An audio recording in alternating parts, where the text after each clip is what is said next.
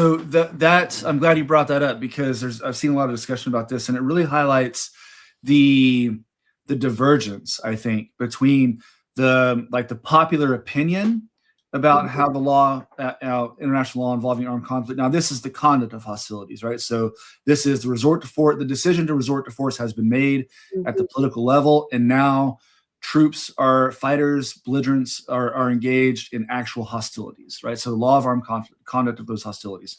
Um, there's a huge divergence between the public perception of how that law works and how it actually works in doctrine, how doctrinally the law of armed conflict functions. And this is really unfortunate. It's something that I recognized when I was still in the military as a military lawyer.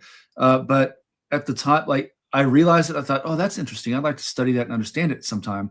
But I didn't have time. Like, I have a day job. I have, the tyranny of the inbox. Like I have, a day-to-day job that I have to focus on. So I didn't have a lot of time to kind of just to designate or set aside research and writing to try to understand this. But I have now since I've Okay. left the military. So I've been trying to, which is part of the reason why I'm in journalism school now, right? To understand the media's role in contributing to this phenomenon. And we can talk about that separately.